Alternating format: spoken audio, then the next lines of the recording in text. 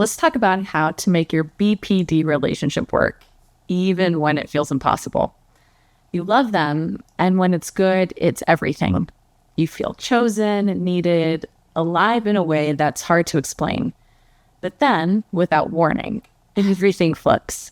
A small comment turns into a fighting match. They shut down, pull away, sometimes for days on end.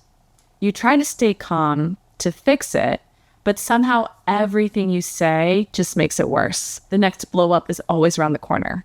One moment it feels like true love, the next like your entire world is coming undone. Over 15 million Americans may be living with borderline personality disorder, and about 75% of them are women, but many are undiagnosed, especially men. And if you're loving someone with BPD, you might feel like you're losing them half the time, or losing yourself the other half. So the question is, how do you make this relationship work without destroying yourself? I'm Jordan Travers, a licensed psychotherapist. And as a psychotherapist, I've worked with patients stuck in this exact cycle. And today, I'm breaking down what's actually happening in your relationship and the one shift that can help you stop the spiral. In 2023, a team of researchers wanted to answer a question most psychology studies overlook. What is it actually like to love someone with borderline personality disorder, day in and day out? So they interviewed 8 romantic partners, people formerly diagnosed with BPD. And instead of running surveys or doing lab tests, they used a method called interpretive phenomenological analysis, designed to capture deep emotional truths in the participants' own words. And what they found was heartbreaking. I'm fighting with BPD instead of my partner. That's what one participant said. And that line, I'm fighting with BPD instead of my partner, became the title of the study itself, because it captured what all 8 of them were going through. Someone else described the emotional toll like this. It was like I was always walking on eggshells. Any little thing could be taken the wrong way. They weren't just partners. They'd become emotional anchors, caretakers, crisis diffusers. And even then, it never felt like enough. And here's what makes it even more complicated. Most of them did not want to leave. They loved their partner. They were desperate to make sense of their partner's emotional volatility. They wanted to feel safe, both physically and emotionally. And that's exactly what we're answering in this video. How to love someone with BPD without disappearing into the relationship completely. Let's get one thing straight. The real problem in BPD relationships isn't just the chaos, it's trust. Not trust as in cheating or lying, but trust in something deeper. Can I count on you to stay when I fall apart? Can I believe you still love me even when I hate myself? Can I trust that you're not going to abandon me the second I get to be too much? See, people with borderline personality disorder often live with a constant fear of abandonment. Even small things like a harmless comment, taking longer to text back, or needing space can trigger a spiral. And when that fear kicks in, their brain doesn't register logic. It registers danger, rejection, and loss. And the moment they feel unsafe, the same person who clings to you for love might push you away in panic, often disguised as hostility. That's trauma.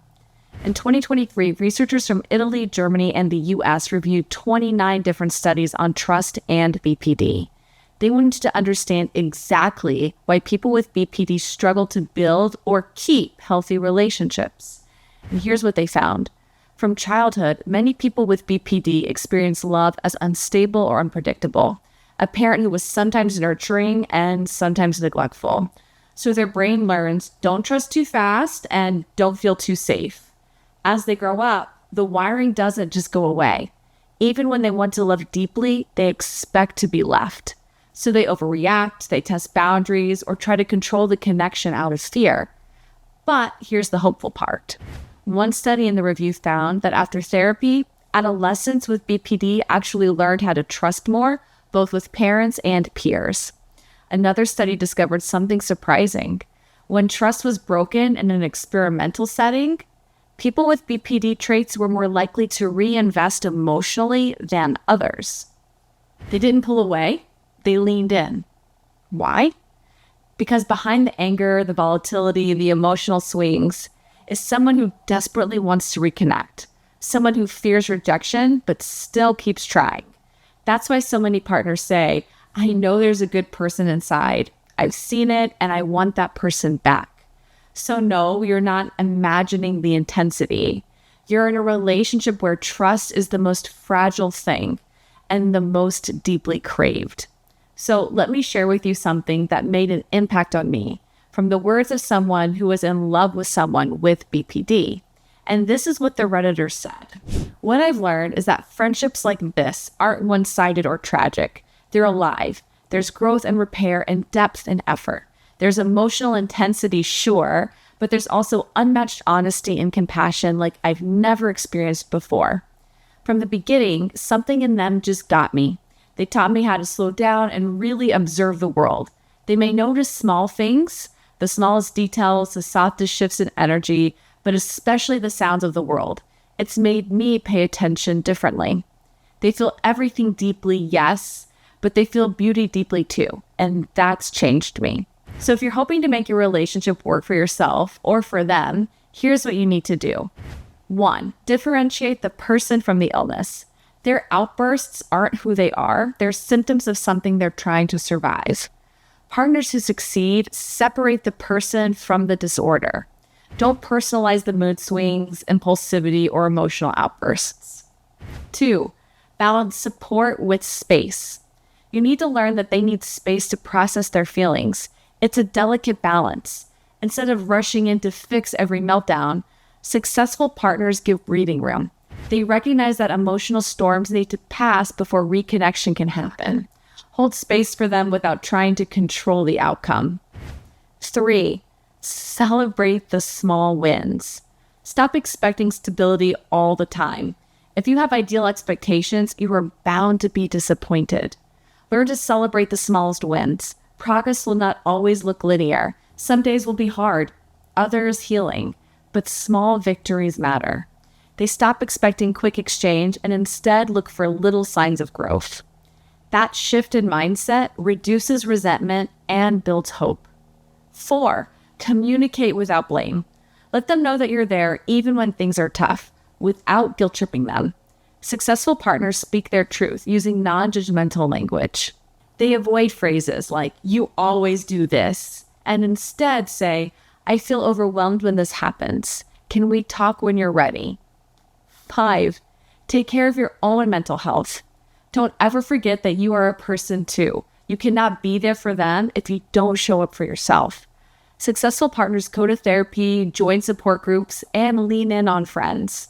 They recognize that compassion doesn't mean sacrificing yourself. 6, have boundaries without abandonment. Walk away if needed, but come back with love. Learn to leave the room during emotional spirals, but don't forget to return calmly.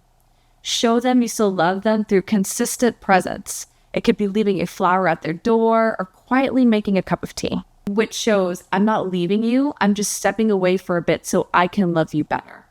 And the last one is the most important. Number 7, commit to growth on both sides. The key is that they want to work on it too. Relationships succeed when the partner with BPD engages in therapy, takes responsibility, and wants healing. And the harsh truth is that no matter the relationship, one partner cannot make a relationship work by themselves.